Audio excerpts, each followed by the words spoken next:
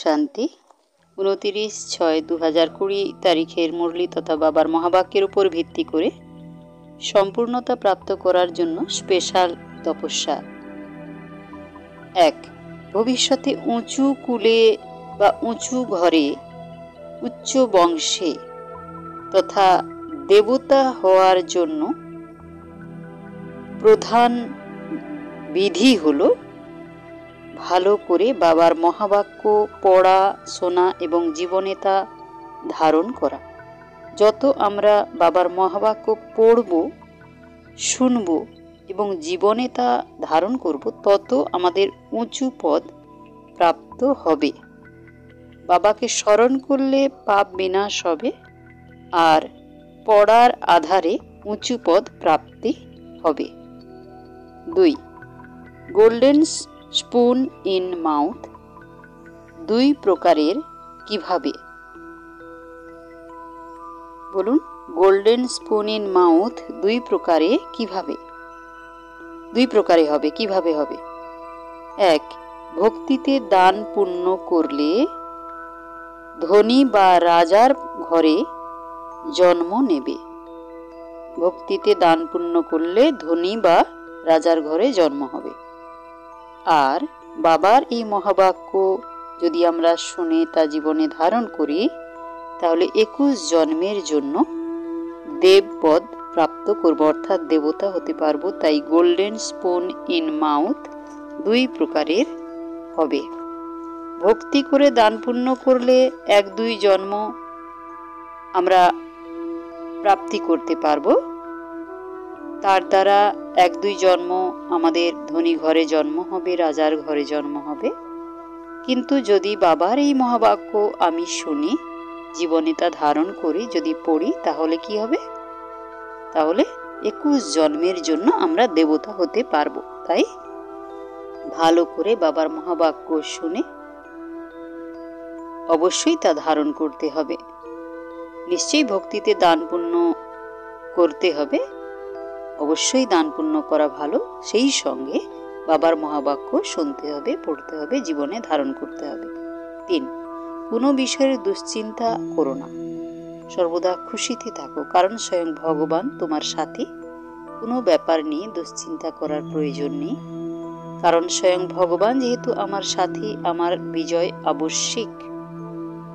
যে কোনো বিঘ্ন এলে, পরিস্থিতি এলে, বিপদ এলে ঘাবড়ে না গিয়ে, দুশ্চিন্তা না করে বাবাকে স্মরণ করে বাবার সেই শক্তি সকাশ সেই বিপদের উপর, পরিস্থিতির উপর, বিঘ্নের উপর দিতে হবে এবং নিশ্চিন্ত হয়ে যে বাবা আছেন, অবশ্যই সমাধান হয়ে যাবে। অবশ্যই বাবার সকাশ শক্তির দ্বারা সেই পরিস্থিতি অবশ্যই সুন্দর হয়ে যাবে, পরিবর্তন হয়ে যাবে, সমাধান হয়ে যাবে। সেই সঙ্গে বাবাকে স্মরণ করতে হবে এবং সেই সঙ্গে প্ল্যানও করতে হবে যে সমস্যা এসেছে কিভাবে সমাধান করব, সেই প্ল্যান করে সেই মতো এগোতে হবে, পূর্ণ নিশ্চয়ের সাথে যে বিজয় আমার অবশ্যই হবে। দুশ্চিন্তা করার প্রয়োজন নেই। 4. স্মৃতিতে রাখো, আমরা শিব বাবার সন্তান, তিনি এসেছেন আমাকে বিশ্বের মালিক বানাতে। এই জন্ম শেষ জন্ম, কলিযুগের শেষ জন্ম। এর পরের যে জন্মটা আমরা পাবো, সত্যযুগের দেবতা রূপে জন্ম নেব, এই কথা স্মৃতিতে রাখা উচিত। জৈসা স্মৃতি वैसा वृत्ति होगा, जैसा वृत्ति होगा वैसा স্মৃতি भी होगा।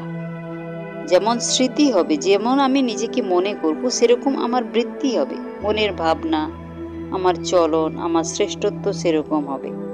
কিন্তু আমি যদি স্মৃতি কমজোরি করে দিই, তাহলে কিন্তু আমার চাল চলন, ওঠা বসাও হবে কমজোরি হবে এবং খারাপ হয়ে যাবে। তাই স্মৃতি সর্বদা শ্রেষ্ঠ রাখতে হবে।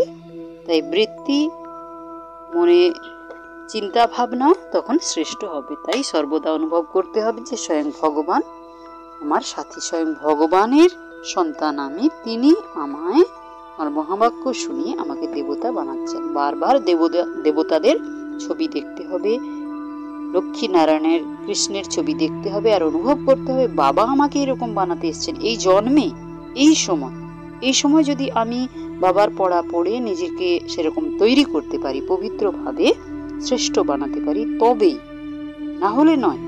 তাই সর্বদা স্মৃতিতে রাখো স্বয়ং ভগবান এসে আমাকে তার সন্তান বানিয়ে বিশ্বের মালিক বানাচ্ছেন। 5. নিজের অবস্থাকে একরস বানানোর জন্য দেহি অভিমানী হও। নিজের অবস্থাকে একরস বানাতে হবে। একরস বলতে নিন্দা, স্তুতি, মান, অপমান, জয়, পরাজয় সব কিছুতে স্থির। কোনো কিছুতে সে অস্থির হবে না, তার স্থিতি উঁচ নিচ হবে না, ডগমগ হবে না, চঞ্চল হবে না, স্থির হবে। যে কোনো পরিস্থিতিতে, যে কোনো অবস্থায় সর্বদা স্থির হবে এবং আত্মা অনুভব করতে হবে। সেই জন্য একরস স্থিতি আনতে হলে নিজেকে আত্মা অনুভব করতে হবে। দেহ থেকে আলাদা আমি পবিত্র আত্মা বারবার অনুভব করতে হবে। এবং এই পুরানো ঘরের থেকে মন তুলনা, এই পুরানো দুনিয়া, পুরানো ঘর বলতে এই কলিযুগী দুনিয়াকে বলা হচ্ছে পুরানো ঘর। পুরানো দেহ, দেহের দুনিয়া, যা কিছু এগুলো থেকে মন তুলে নাও। যেখানে পাপ আছে সেখান থেকে মন তুলে নাও, যেখানে অপবিত্রতা আছে সেখান থেকে মন তুলে নাও। আর দেহ ভানই হচ্ছে অপবিত্রতার মূল আধার। তাই দেহ ভান থেকে সর্বপ্রথম মন তুলে নাও, আত্মা অনুভব করো নিজেকে। 6. বন্ধনের খাঁচাকে খণ্ডন করে জীবন মুক্তি স্থিতি অনুভব করে প্রকৃত ট্রাস্টি বা নিমিত্ত হও। বন্ধনের খাঁচা খণ্ডন করে জীবন মুক্তি স্থিতি অনুভব করো। কিসের বন্ধন? শরীরের বন্ধন, বস্তুর বন্ধন, বৈভবের বন্ধন, শরীরের যে ধর্ম, কাম, ক্রোধ, লোভ, অহংকার, এগুলোর বন্ধন, মান, সম্মান, নিন্দা, স্তুতি, এগুলোর বন্ধন, সবকিছু বন্ধন থেকে নিজেকে মুক্ত করে নাও।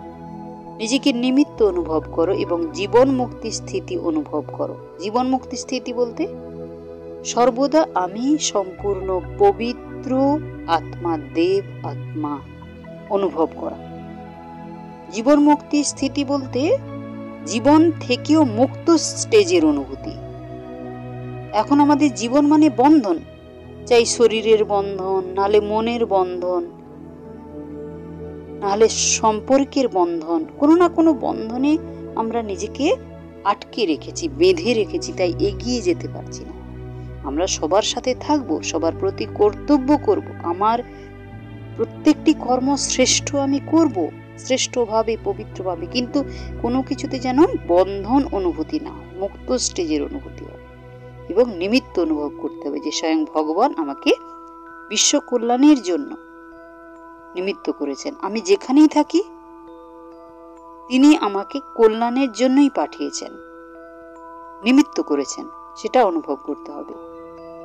এবং নির্বন্ধন তখনই আমরা হতে পারবো যদি আমিত্ব ভাব থেকে মুক্ত হতে পারি। এটা আমার, ওটা আমার, সেটা আমার। এখানে কেউ কারো নয়, এমনকি শরীরও নিজের নয়। শরীরটাও আমরা পরমধাম থেকে এসে নিয়েছি এখানে, আবার এই শরীর ছেড়ে পরমধামে চলে যাব। তার মানে আমার বলতে এখানে কেউ নেই, আমার বলতে এক বাবা।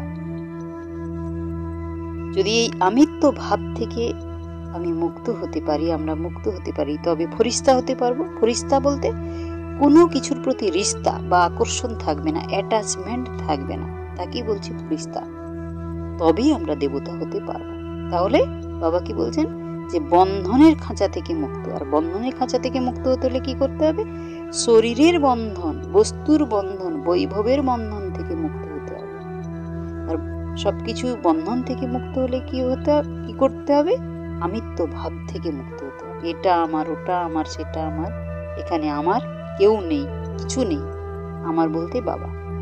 আর আমিত্ব ভাব থেকে মুক্ত হতে পারলে তবে ফরিস্তা, অর্থাৎ কোনো কিছুর প্রতি অ্যাটাচমেন্ট থাকবে না, রিস্তা, আকর্ষণ, অ্যাটাচমেন্ট থেকে আমরা মুক্ত হয়ে যাব।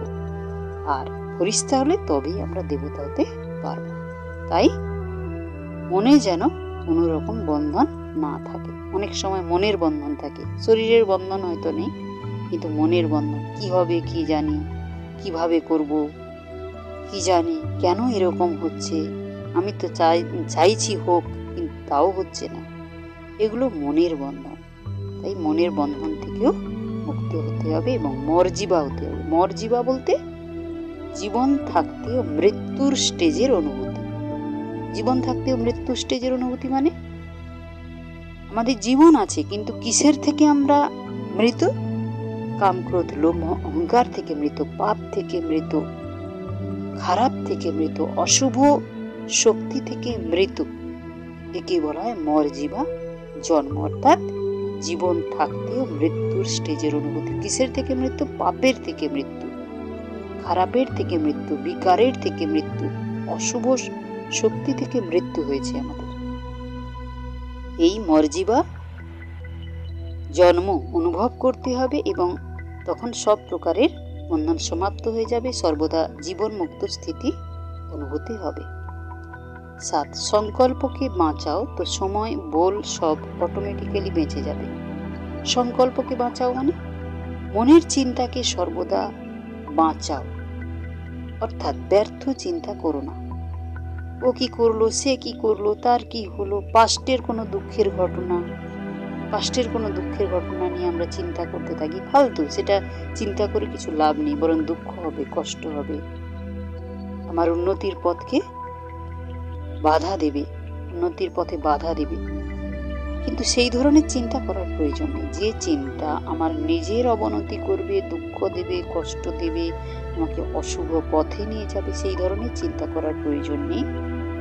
কেবল নিজেকে আত্মা নিশ্চয় করে বাবাকে স্মরণ করতে হবে, ভালো চিন্তা করতে হবে, উন্নতির কোনো চিন্তা করতে হবে, এমন চিন্তা করতে হবে যে চিন্তা নিজেরও উন্নতি করবে, অপরেরও যে উন্নতি করবে, এই ধরনের চিন্তা করতে হবে। তবেই বলবে সংকল্পকে বাঁচাতে পেরেছি আমরা। আর তখনই সময় বেঁচে যাবে এবং আমাদের ভাগ্য শ্রেষ্ঠ হয়ে যাবে, যখন আমরা আমাদের চিন্তা, আমাদের সময়, আমাদের শক্তি, আমাদের সংকল্প, বচন সবকিছুকে যখন ভালো কাজে লাগাবো, শুভ কাজে লাগাবো, তখন কিন্তু আমাদের ভাগ্য সুন্দর হয়ে যাবে। 8. মনমনা ভব, এই স্থিতিতে থাকো, সব মেহনত থেকে তুমি মুক্ত হয়ে যাবে। মনমনা ভব অর্থাৎ আমার মনের সাথে বাবার মন লাগানো। যত আমরা বাবার সাথে মন লাগাবো, নিজের মনের সাথে নিজেকে আত্মা অনুভব করি, তত সমস্ত মেহনত থেকে, কষ্ট থেকে মুক্ত হতে পারবো। কেন?